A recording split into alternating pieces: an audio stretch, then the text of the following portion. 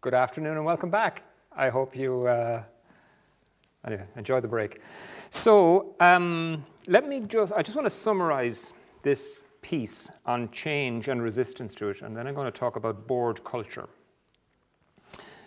So I'm going back to the start. So in terms of change and resistance to it, I think there's something about understanding that as organizations, boards, CEOs or managers lead change, that they're careful about how they interpret resistance to it, and that the easy piece is to blame others for non-engagement in the change process. And that, that line that, oh, people are resistant to change. If I had different staff, this wouldn't be happening. If they only understood, or that's kind of a blame piece.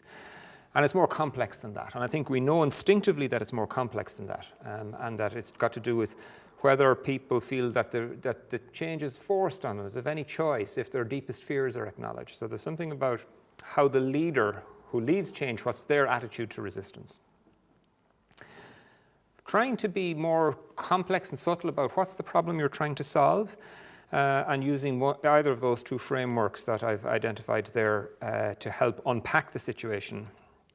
And I think key to the whole thing is a capacity to talk about stuff in a way that opens up new insights, rather than kind of blaming people and where relationships break down. So part of the challenge for boards to lead change is to create safe spaces where people feel trusted, will be open and honest, and hear others.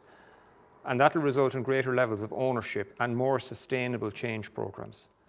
And I think the board needs to start with itself. So the board needs to have a capacity to be able to have those open and honest conversations. And the beauty of a framework is that a framework can help to name issues in a way that doesn't blame people for particular positions. So you can name, in that last framework I showed you, the downsides to a situation. Those things can be named in a way that doesn't blame people for occupying those positions. So let's move on to talk about board culture.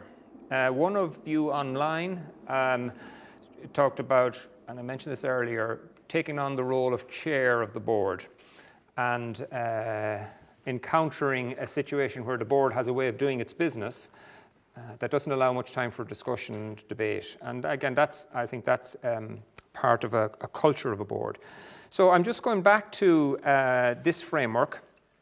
And if you're interested, it was developed by a guy called Wilber. If you Google Wilber, W-I-L-B-E-R, you'll find a lot of information on this. So it's not my framework. I'd love to be able to take credit for it, but it ain't mine. So I'm going to talk about board culture now, and so that's in the bottom left-hand quadrant. I want to say a little bit about culture, what it is. Okay, and we're going to immediately move into another activity. So take a piece of paper, and you're just doing this individually. Write the word culture on a piece of paper, and then kind of brainstorm just what are the 5 words that immediately come into your mind. Don't edit anything out. It could be the randomest bizarre thing. Just write it down, just 5 words. And those of you online do the same thing. I'm going to then ask the participants here just to share the words. So don't think about it. This is a brainstorm. If it makes no sense, just write it down. I'm just curious to see what comes to mind when the word culture comes. I'm just going to give you a minute for that. So this is not a lengthy exercise.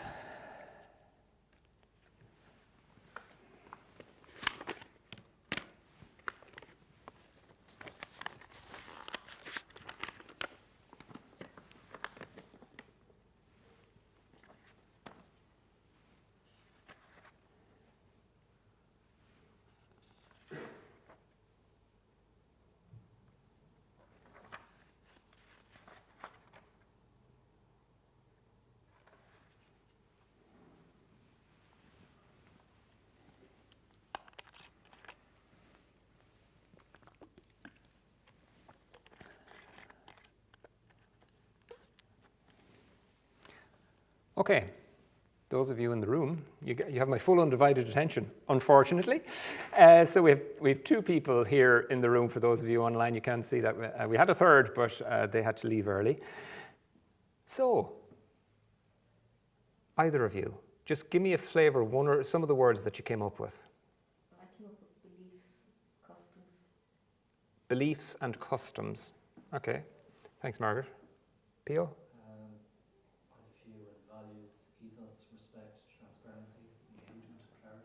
So values, ethos, respect, engagement, clarity. Okay. Identity. Max is the cameraman. Thank you, Max. So they're qualities, right? So they're kind of intangibles. Ethos, identity, transparency. So let me go on just to say a little bit of, actually those of you online, if you want to email the words through, we'll pick them up. So I want to say a little bit about organizational culture. What is it? So I think, so if you Google organizational culture, you'll get thousands, if not millions of references. So I think if I boil it down to its simplest, I think the way of describing it is that it's the way we do things around here. And you'll see culture in an organization in the simplest of things. If you've got a kitchen in the organization in which you work or visit, there's a culture around the kitchen about whether people have their own cups or not, whether they do the wash up or not. So there's all, and what's permissible in it. So there's, if I think back to the different organizations I've worked in, little subtle things around culture about, people have their own particular mugs, but no one ever tells you as a new staff member, don't drink out of that mug, right? So it's a humorous illustration but of culture that can exist in the most humblest of places, like the kitchen area of an organization. So it's something about the way we do things around here, but if we unpack that just a little bit more, so it's something about the self-sustaining patterns of behavior that determine how things are done. So to go back to that example that one of you online sent through, so if you're the chair chairing your first board meeting, there's something about how the board does its work. That no one may ever tell you about that, but you pick it up. You pick it up in your gut and you pick it up in your head, and you have a sense that this is what's expected of me as a chair about how I do my business here. This is what's permissible. So there's a culture there. And often it's to do with behaviors, and that those behaviors are a pattern and they repeat themselves. And it's to do with what people feel, think, and believe, and it's often at an unconscious level. So there's an image there, or graphic there, of an iceberg. So the idea is that above the surface in terms of an organization, and it can be a part of the organization like the board. So when you attend a board meeting, there's the room the board meets in, there's the agenda, there's the different roles, the chair, the treasurer, the company secretary. There's a sense of how the board does its business in terms of, might be a calendar of agenda items. So that's all above the surface, really easy, you can spot it. There'll be a board handbook, they'll tell you how, in theory, how this board works and all that kind of stuff.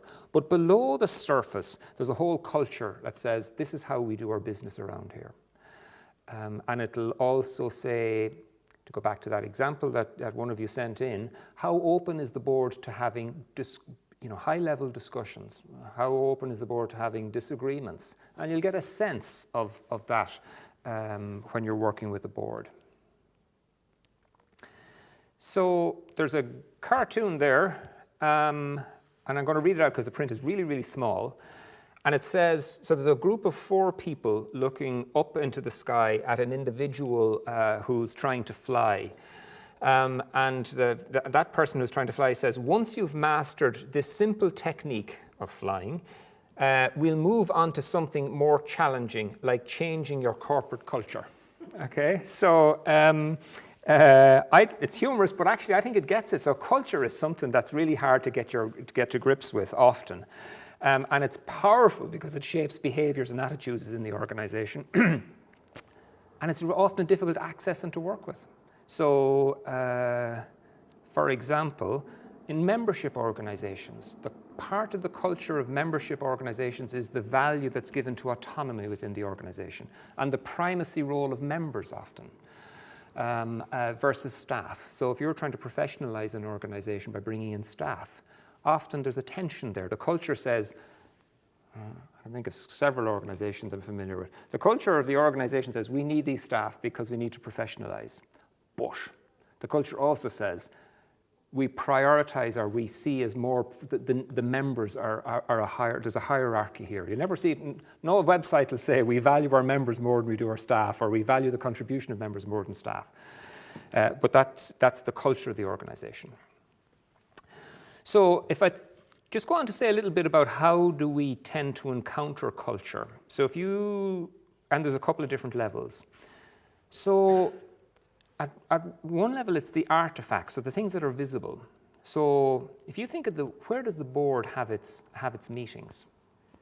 What kind of room does it have it in? What's the style? Is it informal? Is it formal?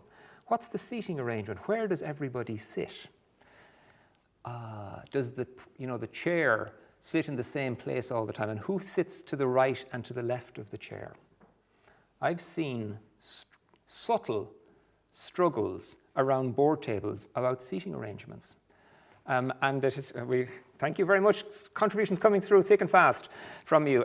So I've seen struggles about seating arrangements because it seemed to infer some authority. Okay. So if you think of this room here, I don't know those of you who are online can see this room, but it's a beautifully ornate, I don't know how old the building is, 100, 200 years. It's a big high ceiling, huge big crystal chandelier. Could you imagine having a board meeting in this room? Okay. At one level you think, actually that wouldn't matter, but actually somehow or other, the history of buildings, it conveys something to people. It impacts on our experience.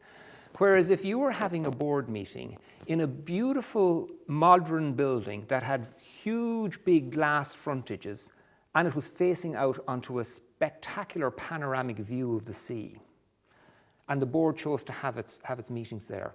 So there's something about the subtleties of even the physical artifacts of the places.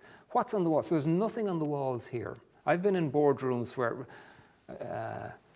there's been inspirational pictures. There's been religious icons on the walls, depending on the nature of the organization. There's been, if you go to some organizations, I don't know whether this organization might have, but you have all the presidents on the wall, right? Going back 100 years or something. So there's something about how the organization chooses to create the spaces that it works in. And that tells you something. Often it's difficult to figure out what it's telling you, but you kind of get a sense of it.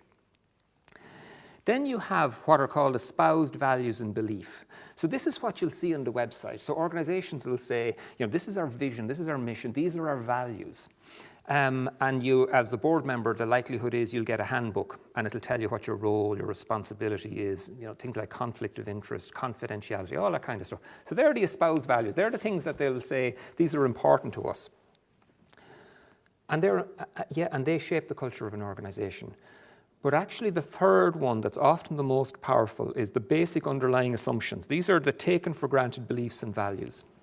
Things that people often won't tell you about, but it determines how an organization behaves and the things that are of importance. To go back to one of the examples that was sent in about organizational culture. So it's kind of a passivity in an organization. There's not a lot we can do about this. So I've come across organizations who are in a particular sector that's going through radical change, and the funders are much more exacting in terms of the service they provide. From the funder's perspective, they're saying, the public sector funder, there's a ton of small voluntary organizations and they want them to merge because it's much more efficient. From the funder's view, is it's much more efficient. And so the organization has a chance, an opportunity. How does it respond to this? And some of the organizations are quite passive and overwhelmed in it. So part of the culture says there's not a lot we can do about this. And in an ideal world, this wouldn't be happening to us. There's something about the confidence of an organization and the beliefs it has about itself. How does this land for you? Can you think of the artifacts of boardrooms and where boards do their meetings? Can you think of or describe examples of rooms that you've been in, or the artifacts of different organizations and what that might tell you about it? Anything coming to mind? I've seen everything. Seen everything. I've seen boardrooms in hotels, I've seen them in beautiful Georgian buildings. And but do you have a sense that somehow or other where the board chooses to meet and how the room is, how that might impact on the way the board operates or what it tells you about the board? I suppose it tells me about the current organisation, very practical, because the board meeting takes place in the most convenient place for everybody to meet. Okay, so they're flexible about where. So you're describing a situation where the board will meet it's practical, it's flexible, it'll meet wherever is most convenient. Well, they have a spot, but it's agreed that is the most convenient place to meet Okay. for people travelling. I remember. So there's two foundations that have been operating in Ireland. Both of them one is closed now, and one of them is in wind down. It's the One Foundation and Atlantic Philanthropies. And on the one day, I happened to visit both their offices. And One Foundation was established by the Ryan family of Ryanair, and one of the members there had created the One Foundation. And I went into their offices. They were down in the IFSC area, and they were quite really, really modern. And there was glass walls everywhere, so you could see everything. And they had a big silver propeller, big, huge thing about 8 foot long on the wall to kind of to I guess denote their kind of aviation heritage. So it was really modern, and so I was very struck by it. And then I went to Atlantic Philanthropies, and they're on Bagot Street, and they're in an old, I don't know, the Georgian Victorian building, not unlike this one. And I went in there, and it was almost like old worldly, smaller rooms, corridors, ornate ceilings. Now, I'm not sure what I could infer from that, but they had chosen to decorate their space in very, very different ways. And it spoke to me of something about the culture of the organizations. Now, you have to be careful about what conclusions you draw, right? But there's something about, I don't know, the way we choose. So if I visit your homes, the way you choose to decorate your home will say something about yourself and your personality. I think the same is true of boards. How they choose to do their business can tell you something about who they are and how they work. The distinction that I'm making between espoused values and underlying assumptions. Can you think of examples of where so the organization says, we value this, but actually there might be other values that are at play that influence their behavior?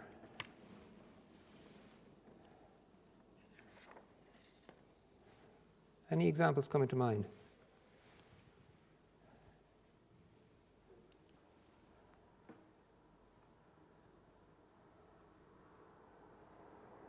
Do you mean like what they say on the website isn't actually what they're doing? So it doesn't mean that it's as obvious as that, but yeah, so that the organization might say, yeah, we have values by which we are. So we're really transparent. So no organization wouldn't say that one of the values they prioritize is transparency. But actually, when you get below the surface, you begin to see, actually, they're not as transparent as they say they would be. I think I find that the norm when I read values and then I go to the operations and go through things that we go to certain values definitely. Yeah. You get to one or two, and absolutely, they say they do them, but when you get down to the operations, they don't. So Okay. talk to the staff. Okay, so you're offering that example. So the organization says they do stuff, but actually when you get down to the talk to staff, actually begin to realize they're not that good at implementing that value. So there's some other value that's at play if they're not, so they say they do this, but actually they don't. So there's some other values at play. And so part of the challenge of culture is to try and work with the ones that you can't see. So let me move on. Now I've repeated this slide. I'm not, oh yes, okay. I want to just give you an example of culture. So if you go on, I don't mean to, I'm going to talk about the Garda Síochána, right? And I don't mean to target them in particular, but I'm just using them as an example. And you could find dozens of examples, okay? Those of you who have the paper versions won't be able to see it because it's an animated slide, so you'll have just the static one. So if you think of the Guards, so if you go onto the Guards website, you will see a vision which says, excellent people delivering policing excellence. Mission is to working with communities to protect and serve. And the values are honesty, accountability, respect and professionalism. Okay? They're the espoused values of the Garda Síochána. However, we know from experience of what's been happening over the last 4 or 5 years that there is a whole lot of unconscious values at play within the Guards. And here's a tweet from 2015 from Conor Lally. And he talks about the culture of the Gardaí being insular and stagnant and that it desperately needs change. And here's an extract from a report. I haven't referenced the report, and I can't remember what the report is, but it was one of the reports that was published in the Guards. And it says, in cultural terms, many of the Guards' own members and civilian staff who were interviewed for the report spoke of risk-averse organisation that was insular and defensive, and in which people were constantly afraid of the repercussions of making mistakes.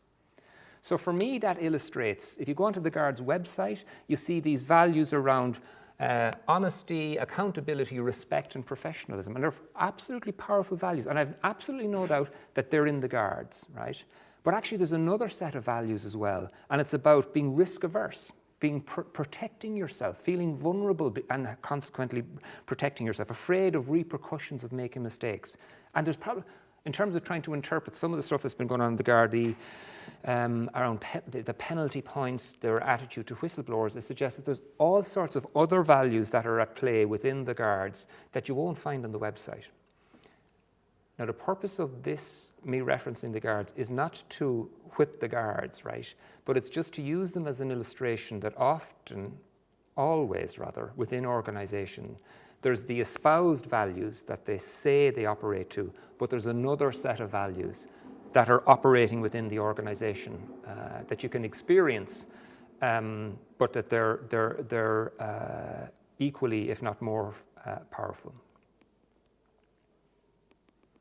Here's a cartoon, and it's one of, I can't remember whom, said, culture eats strategy for breakfast. So you can have all the fine plans you like, but actually culture will just eat it up.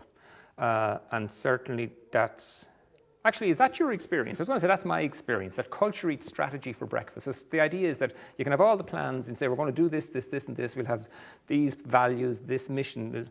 But if you don't work on the culture will eat that. So the culture always trumps strategy.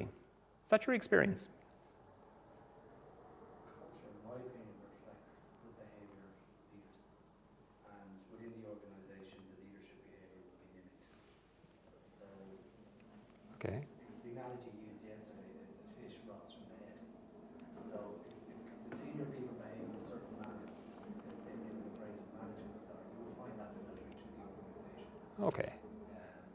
And positive things likewise. Yeah. If they have a very, I suppose, open management style, that also will filter through the organisation. So, Okay. so if the leaders don't pursue the strategy, it will not filter through the organisation. Okay. So you're highlighting, this is the benefit of the people online, so you're highlighting that the role that leaders have in both in shaping and kind of manifesting the strategy, okay, and manifesting the culture, and that has implications in strategy. Let me move on.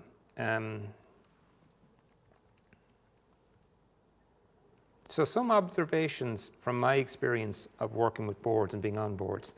So I think the majority of a board's time goes into doing the business of the board. So the kind of formal agenda items, our finance and all the other things that you've heard about in this course.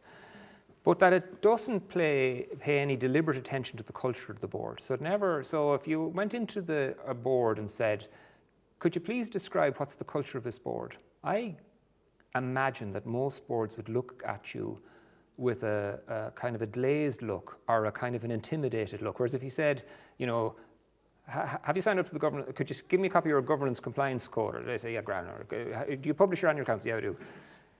So very little attention, conscious attention to the culture of the board. So the focus is on the work that the board does. So what the board is there to do and how it discharges its governance responsibilities, rather than the board that does the work. So making a distinction between the board who do the work, so that's about the process, as well as the work that the board does. So I think it's absolutely essential to attend to developing the board's culture in order for the board to be effective and to be able to navigate successfully and constructively through the wide range of important issues. Because the culture of the board, so if you're having a conversation at a board about a merger, at one level that's a technical discussion about the pros and the cons and the implications and the benefits and on how you might go about it. But the culture of the board will determine a large extent about how that conversation takes place, about so whether how it acknowledges and honours or is accepting of dissenting voices, how much time is given to it, who has the, are there particular individuals around the board table who will have more influence than others. So from my point of view, I think culture is not an additional item on the agenda to get to at some stage, but that it needs to be explicitly addressed on the board as a board item. I'm going to say give an example later on about how you might begin to address that culture piece. So let me just make the distinction between the board that does the work and the work the board does. I used that phrase earlier on. So I think the work that the board does, these are all really important things. I'm not trying to undermine this. But so there's the governance code, there are 5 principles. And so that encompasses, by and large, all the work that the board has to do. So it's around leading the organisation, it's about exercising control over the organisation, being transparent and accountable, working effectively and behaving with integrity. All really important and good stuff. So that's the work they have to do. But actually, then if you focus on the board and how they're going to work together, so the work the board does is about the what they're there to do. The board that does the work is about how they work together. And that's about board culture. So I think it's about building trust within the board. It's really interesting to think the extent to which people on a board trust each other. So some of the examples that you've sent in are examples where there's probably low levels of trust. So if there's a board, one of you mentioned, where people are appointed to the board, are brought on who are friends of existing board members. And if you're aware of that on the board and trying to raise it as an issue, the levels, I suspect it's probably a very difficult issue to raise. But there may not be high levels of trust on the board.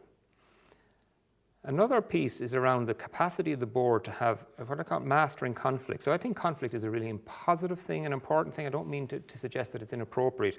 And for me, mastering conflict is around a capacity to have really robust discussions about important issues and not fall out about them. For example, if an organisation is going through a merger, that's a really important issue to be able to have robust discussions about. But not all boards are able to have. They're a bit tentative. My experience of boards that I've been on, we weren't good at having conflict. We weren't. We were very cohesive boards, which is a way of describing, I think, a reluctance to really engage in robust discussions. A board that does the work is around achieving commitment, so being really clear what the board is committed to rather than just individual board members. Embracing accountability and focusing on results. So there's something for me, about consciously attending to developing the board culture rather than just focusing on what the board is there to do. One way of doing that is simply having a conversation about what's the culture of this board, or what's the culture of this board, and is it serving us well? So if you think of a board that you've worked with, asking them to have that conversation, how do you think that would go? So you know all the stuff they have to do, the work they have to do. But if they're to consciously attend to developing the board culture, if they had a conversation about culture, how do you think that would go? Their culture. I'm not talking about the organisation culture, but the board culture. And because you talk about the fish rotting from the head down, that the onus is on the leadership to demonstrate something. So if the board were to have a conversation about what kind of culture do we want around this board table, and what one will best serve our organisation and our purpose. Do you think, how easy from the boards that you're familiar with, how easy do you think it would be for them to have that kind of conversation?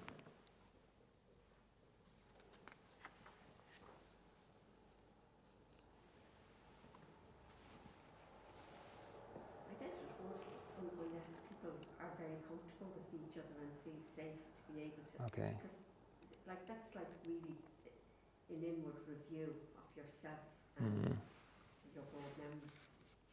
So to have the conversation about culture, there'd need to be a sense of safety and trust. Yeah. Yeah, I think. Want the right chairman to manage that one. And you'd want the right chair to manage it. Yeah. Yeah. Why would you need the right chair to manage it? People, they don't. What might happen if the lid came off? You're being introspective, so you're literally looking at your collective personality. So some people might react badly to that sort of introspective analysis. They might take it personally. Yeah. So you need a lot of, the word you need a lot of emotional maturity, which you should have on a board, but you don't always have. Okay, so you need emotional maturity on a board to have this kind of conversation. Because I'm guessing if you don't have that emotional maturity, people feel threatened by it, or they feel got at, or they feel exposed or vulnerable. Yeah. It's directed. Yeah. And so it needs good leadership around the board table to kind of create that space and to hold that space for that conversation. Because my sense is if the board can't talk about their own culture, it really raises the question for me about how well are they addressing, when they're having the conversation about the strategic plan. Think of it for a moment. If they can't have a conversation about their own culture and yet they can have a really competent conversation about the strategic plan, that doesn't land for me. There's something about if they can't have one conversation, what are the implications for their conversation about strategy? If they can't have a conversation, if there isn't sufficient trust there and safety to have a conversation around culture, then there isn't enough safety and trust to have a really in-depth conversation about strategy. I'm going to move on, and we're getting close to another participant activity. So spotting culture within the board. Just some signposts. So I've already spoken about the room that the board hold this meeting is in and what that might say about the function of the board. What issues get prioritised on the agenda? It's really interesting to look at the agendas of organisations. And for example, where does finance fit? Is it that, matters or minutes of the last meeting, opening by the chair, minutes of the last meeting, finances. So where does finance fit on the agenda? I think it's really interesting if you look at that from a variety of different organisations. That tells you about something what's of value to the organisation. I was on a board and finance was always the first item, and it would take endless time, So the bigger, more... Anyway, so that said something about what we valued. And at a time it was really important because we were going through a very difficult funding period. So finance was the top priority, but it stayed as the first item on the agenda. So what gets prioritised on the agenda will tell you something about what's important to the board. So what are some of the behaviour preferences around the board table? So there's different ways, people have different preferences for action, thinking and social interaction. So some boards are really good socially. They get on really well together. Very good at establishing relationships, get on well together. Some are really good and very good at thinking through plans, and some are very action orientated. And sometimes you'll see on boards, and there's a mixture of those. Again, I can think of some of the boards I've been on and worked with, and some of them are very action orientated, but they're not great at thinking things through. So that'll tell you something about what's happening around the board. And then who are the heroes and villains around the board table? So I don't mean that some board members are heroes and villains, although that might be the case, but that who are the entities or individuals that get portrayed as a villain? So for example, if an organization is going through a difficult funding period or challenge and is required, is trying to negotiate with a very demanding funder, the funder gets portrayed as the villain often. And our world would be fine except for this funder. So there's something about who are the heroes and villains. And there might be historical figures within the organization. It might be the founder. The founder can be described as the hero. So that tells you about something that's important in the board. And what's difficult to raise at the board? I remember being in a team, not a board, but in a team, and we were highly dysfunctional. There was about 6 of us on the team, and we were all blaming everybody else, and none of us could see that we were contributing to the situation. And we got this consultant in to work with us, and of course what each of us individually wanted was the consultant to come in and name everybody else but ourselves individually. So everybody was pointing at everybody else, right? So the consultant came in and he said to the team, he said, "What would you least like to talk about?" Well, I tell you, it had a really interesting impact on us. But at boards, imagine there's stuff that boards really struggle to talk about. It might be some of the issues that have come through from you guys online, about favoritism on the board, about the treasurer not providing accurate financial information. That's a difficult issue to raise at the board. And then how does the board deal with robust engagement around important issues? So how good is the board at dealing with conflict? So there are some indicators of culture within the board. We're going to move on to another activity. So what I'd like you to do is to name some board culture issues that you've encountered on boards. And then to identify how were they dealt with or not dealt with? And then did that approach work? So take about 8 minutes for this. Some culture issues. And I'm going to move back to the previous slide just to give you an indication of how you might spot culture. So it's about the culture of the board, what you've spotted, how these were dealt with or not dealt with, and did the approach work. So if you take about 8 minutes at that.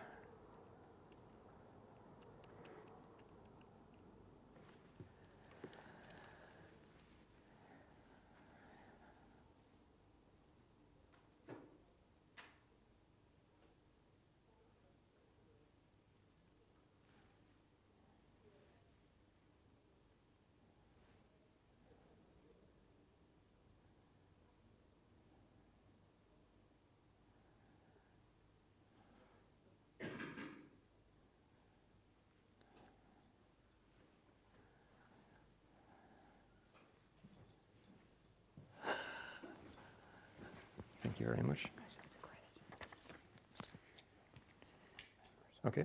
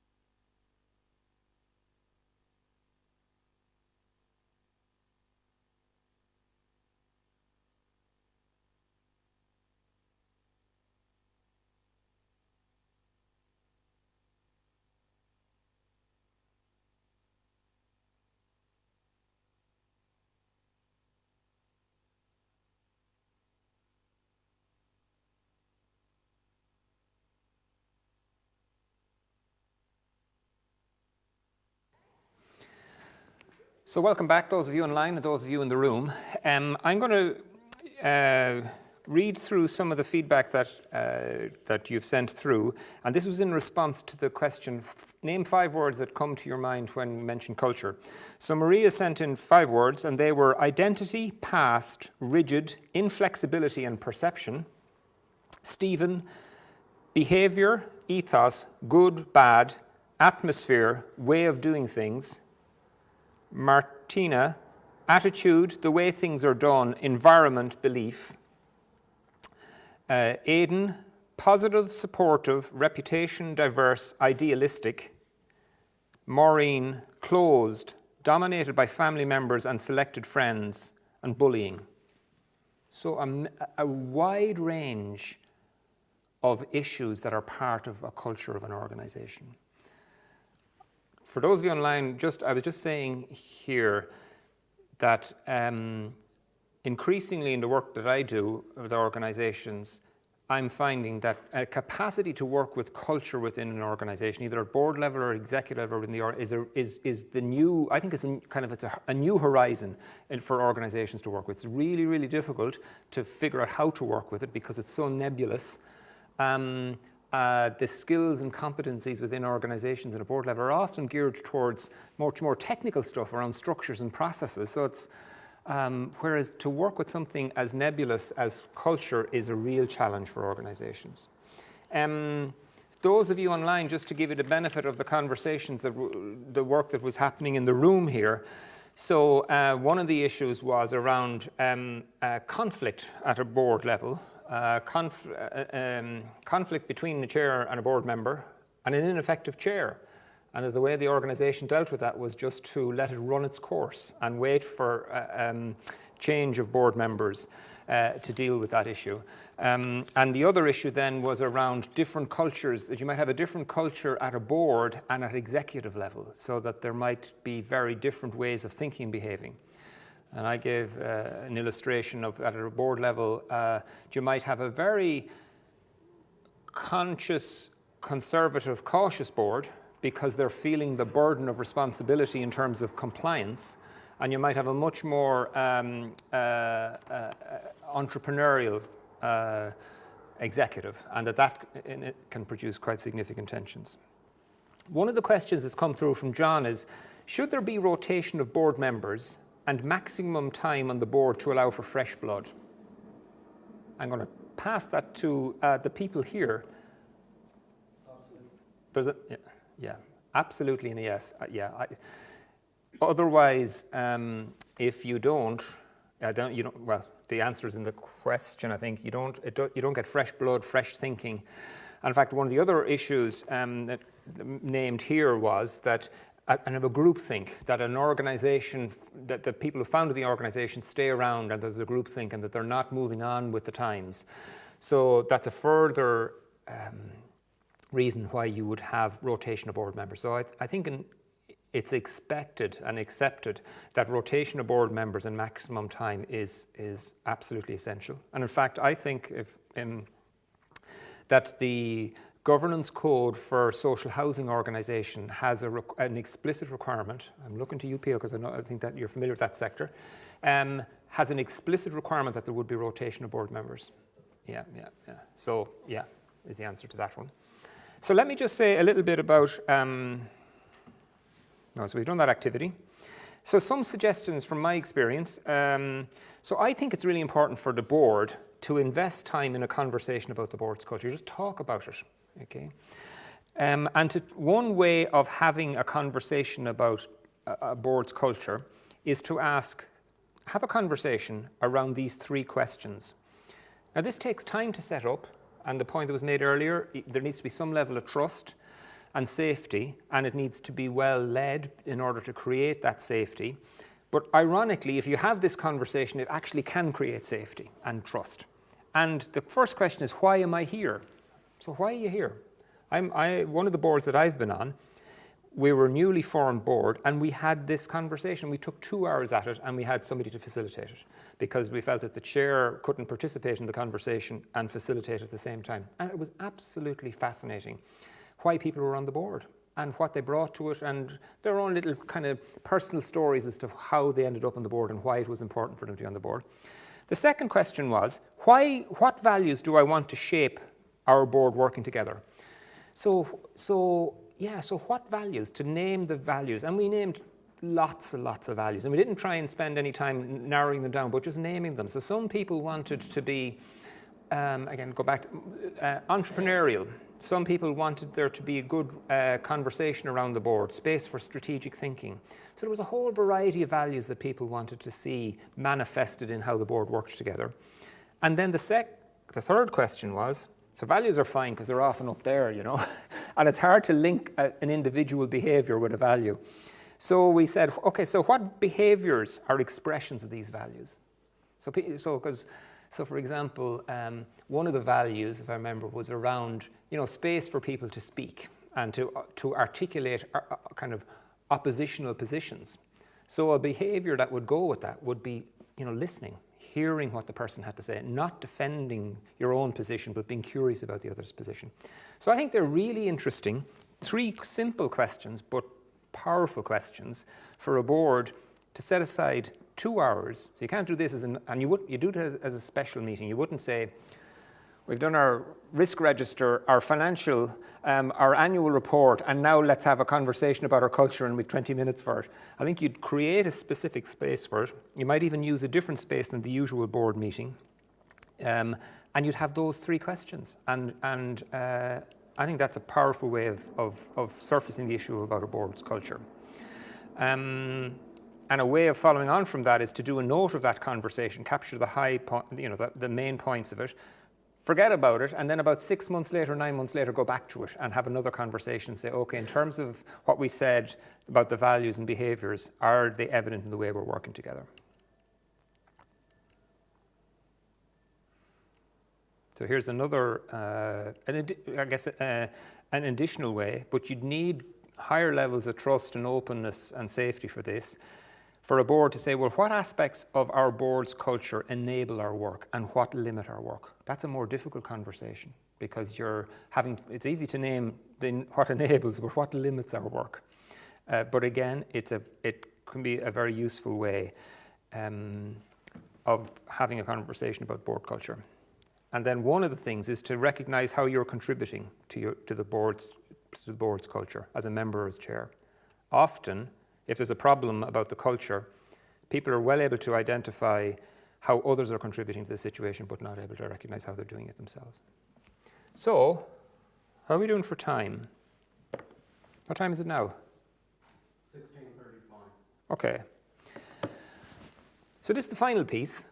And it's about, actually, I just want to check the notes that have come through from you people online.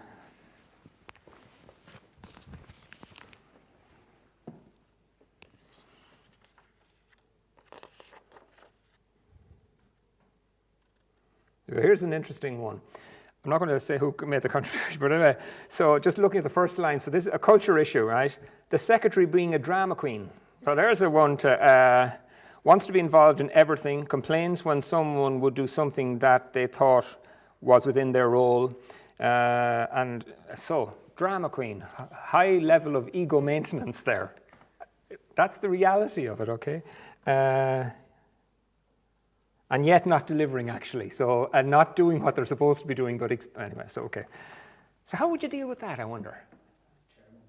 Chair's job. So it's coming. So what does the chair need to do? What does the chair need to do with that? Because actually, this is interesting. So, chair continually asks the secretary for items they were supposed to do.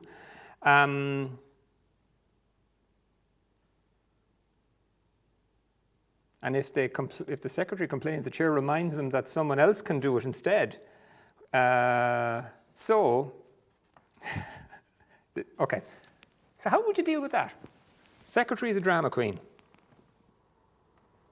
The chair. What kind of conversation? So there's something here about there are specific responsibilities attaching to specific roles. So the chair.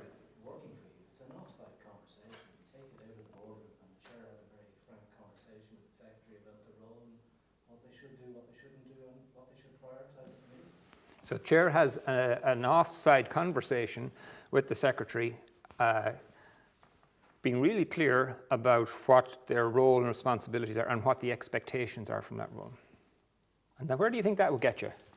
This is not, now listen, this is not a right or wrong way of doing things, right? This is a difficult one. This is a practical. You can have all, so you could be complying with the governance code, but actually you might have a secretary as a drama queen. I love the description of it. So where might that go, do you think? A disciplinary process for, so how does, it's an interesting question, how do board members get rid of, how do boards get rid of underperforming board members? Have you ever? Huh? AGM. At the AGM, yeah. So the AGM might be the opportunity to do it. It's a really challenging one, but there's something for me about that.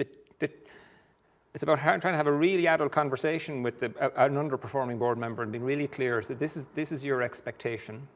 This is our expectation of you, and this is how you're not meeting it. And just there's other ways too. So boards can have evaluation processes where the board members themselves would be asked to evaluate themselves. So it'd be interesting to see how other people experience that issue. Now, if you have a safe, confidential process where you do it, I've come across organisations too who have a formal external assessor of boards. So they have somebody to come in and formally assess the board. And now that would have to be contracted with the board and being really clear, and then having individual performance conversations with individual board members, saying, how do you think you're getting on? Let me give you some feedback as an external person as to how I think you're getting on. I see that these are your responsibilities, and this is what so now that's a fairly robust conversation, but it's a support or an additional mechanism for dealing with stuff other than the chair doing it. Let me just see if there's something else. So 2 board members continually missing meetings. Going on for a long time, but not dealt with. And it took the appointment of a new board member who raised the issue at one of the board meetings and requested that board members appear at next meeting and explain their absence. New board member referred to director's handbook regarding the policy and a number of attendance. So, it would appear the board had a policy about attendance at meetings. There was 2 board members who were continually absent and weren't challenged by it, and it took a new board member to come in and say, hey, what's going on here? Use the board handbook as a reference point. So that helped to depersonalize it. And it worked. Okay, so that's a good example. So let me move on. I'm going to talk about mindset now. I don't know whether you've come across this one before, but this is the Institute of Directors, and it's a competency framework for directors. Have you come across this? Okay. So it identifies 3 sets of competencies. One is about knowledge, things you'd know, skills about things you can do, and then mindset, so something about the way you think.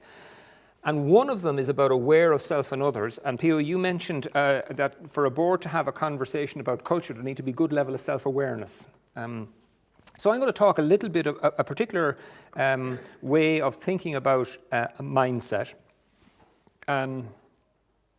So in terms of this framework, it's in the top left-hand corner. It's the individual not visible. So it's about how people think. So secretary is a drama queen. That's a mindset. Okay, it's a one way. Yeah, it is a mindset. So they bring certain expectations about their role and how they want to be treated and how they want to experience themselves and all that kind of stuff, right? So one way of looking at mindset, actually, course participant activity. Let's do this quickly. So name some mindset issues that you've encountered as a board. Just take 2 minutes of that, just to jot them down. So when I talk about mindset, and mindset, I'm talking about it in terms of aware of self and others. So the level of awareness they have of themselves, the likelihood is the drama queen hasn't much self-awareness, okay? So just take 2 minutes to name some mindset issues that you've encountered.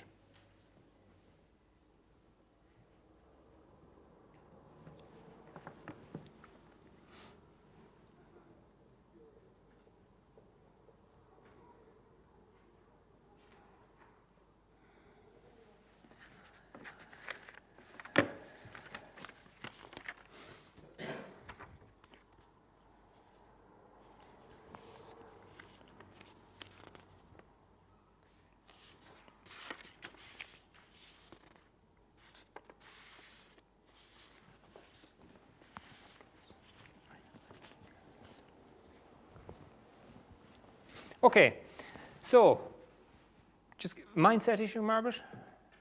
Positive stroke negative attitude when it comes to a fundraising topic or something. Okay. Like that. A positive or negative attitude to a fundraising topic. Really good example. Pio, can I ask you anything there in terms of mindset?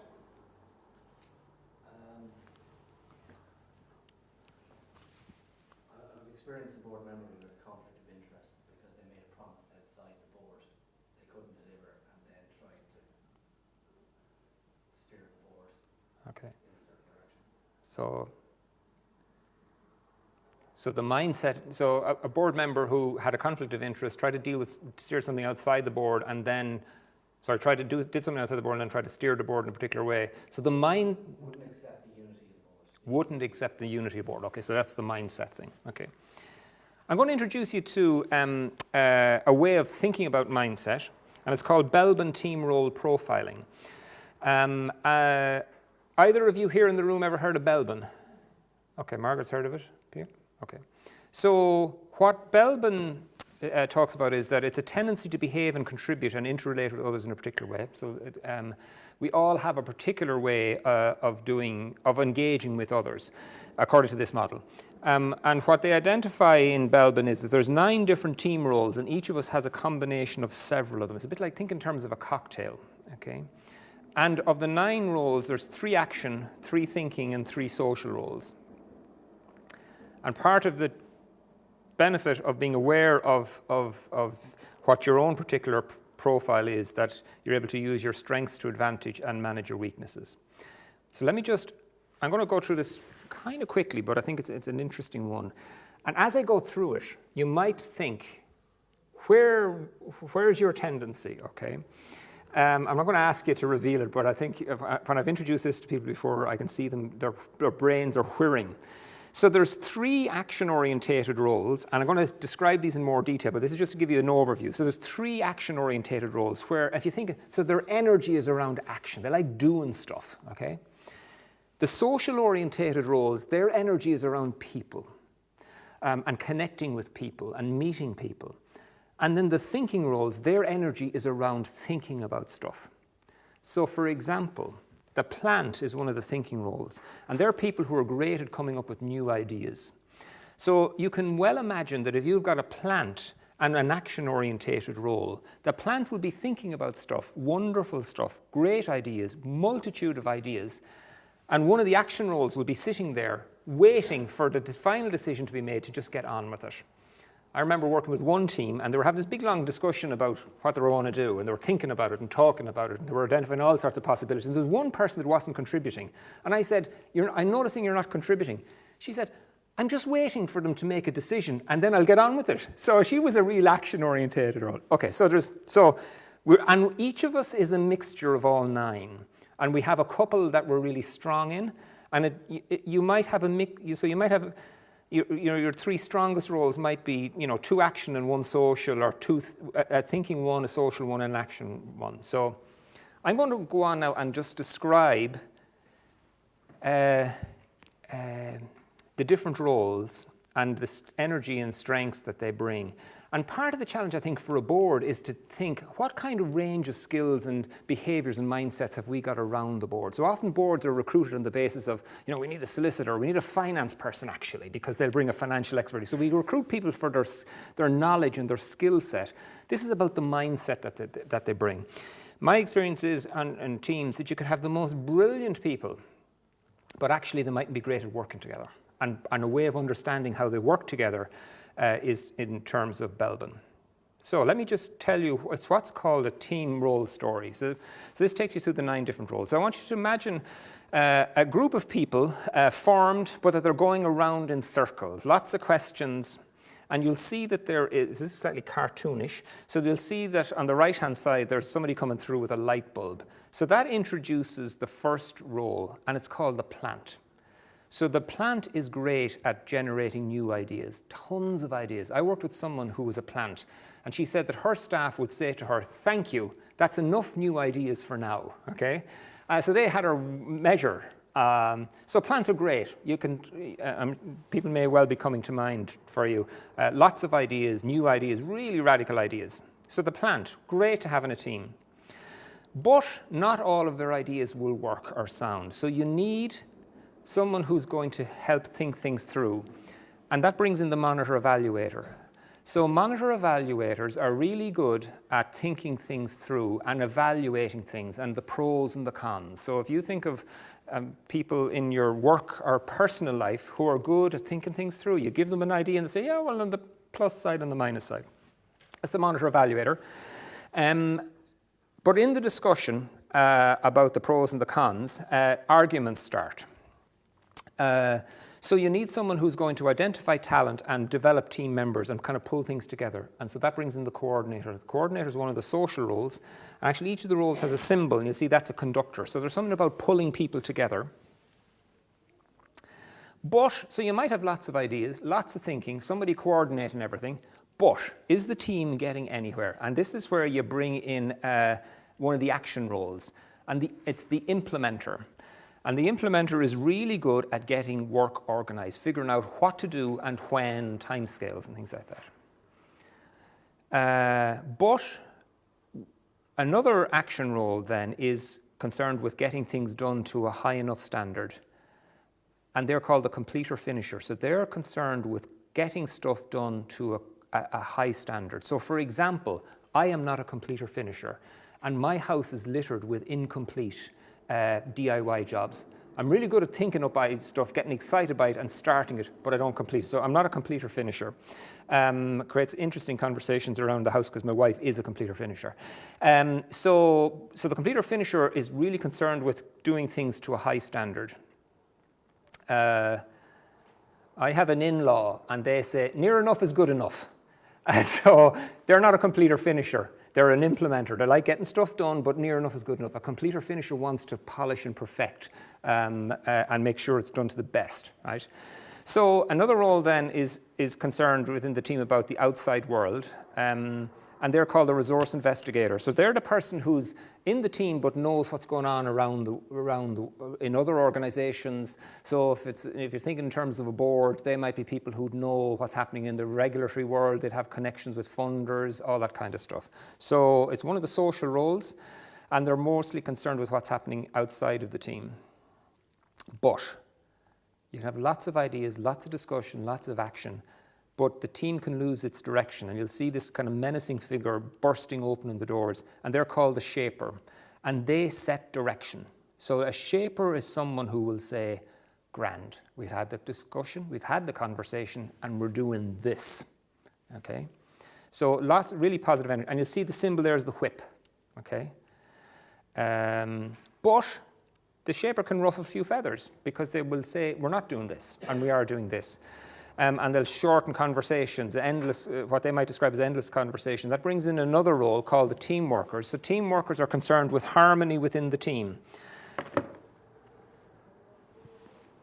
And then another role is around the knowledgeable professionals in key areas, and that's called the specialist. So you'll have people on the team who are really curious about subjects and are really interested in knowledge. And if you introduce a topic, governance, for example, I know some people who love governance in a way that, and they're able to talk at length about it. They're really interested in it. That's all, I expect they're specialists, right? And so if you have somebody around the board who's really knowledgeable about something and gets excited about it, the likelihood is they're a specialist, okay? So, that's a whirlwind introduction to Belbin. And what I'm trying to highlight there is that when you gather around as a board, that there will be within the board people with different energies around action, thinking, or social. And part of a high-performing team is having a mixture of all 9 roles. That if they're too much action, they're not thinking things through, or they're getting so much action done that they're not tending to the relationships.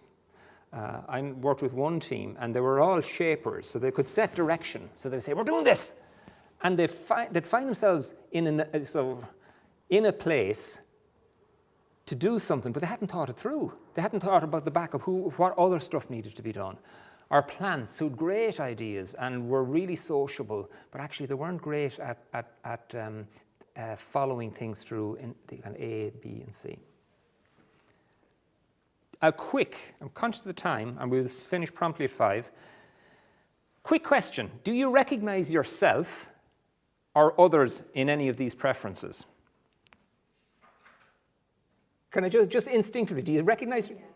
Well, I've already done it a couple of years ago, so probably mellowed a bit, but I was off the scale for a completer finisher. Oh, so Margaret is a completer finisher here, off the scale. I was, but not now. Not now, so you've mellowed. Okay, so that's action and to a high standard.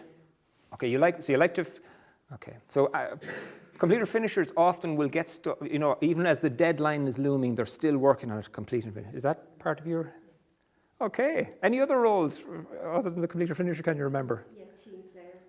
The team worker. So you're sensitive to how people are feeling and experience stuff. Okay. Pio, does anything jump off the page at you? I'd say a blend of things, but some would be much stronger than others and some lesser. Okay. So I suppose implementer and team worker or coordinator probably would be Okay. strongest. Okay. And then team worker into that with shaper and be completer finisher, but not perfectionist. Okay. There's a line, get it to the line, but Yeah. I won't overdo it. Okay. So the value of having an awareness around this is, I'll give you an example. So one person I know who's a plant, and they were working with a marketing executive. So they were the CEO, a small organization, and they had a marketing executive. And they had this really interesting idea about how they could market a product of the company with them. So they kind of sketched it out in rough detail.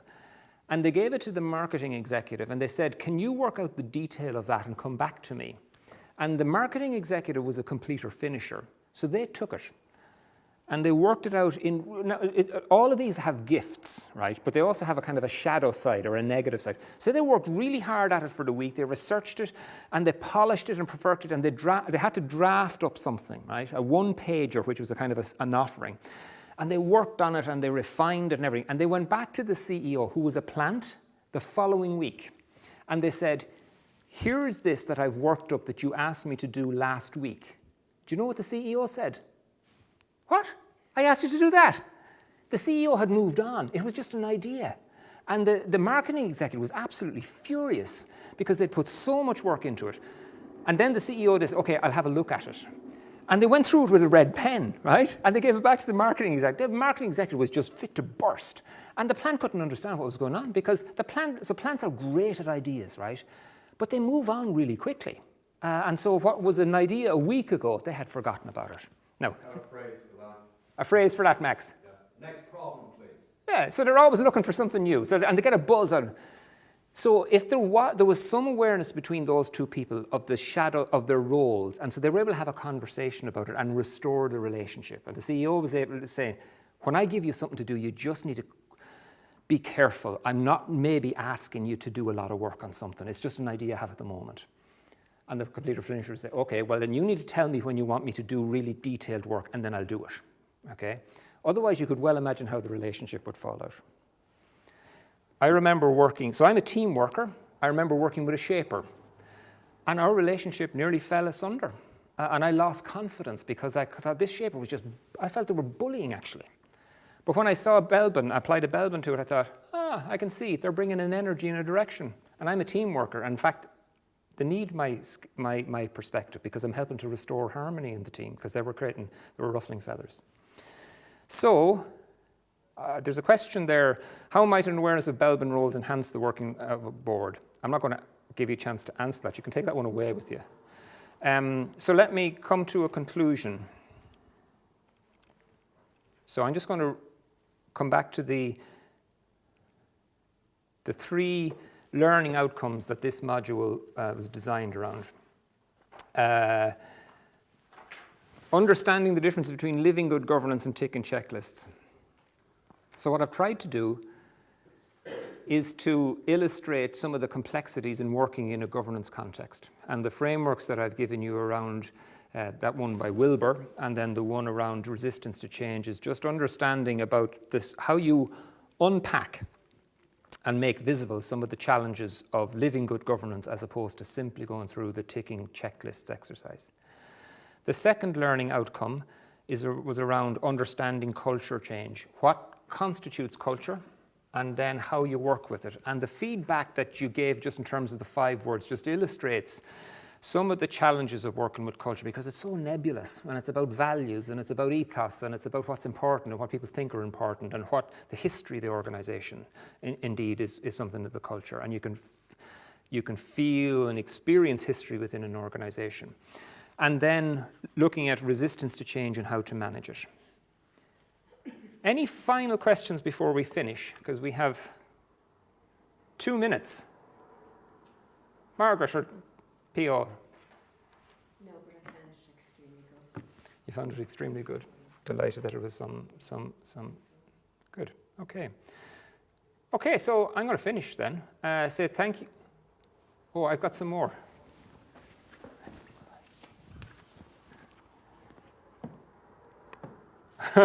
Somebody wants to know how the drama queen got the job in the first place? Okay.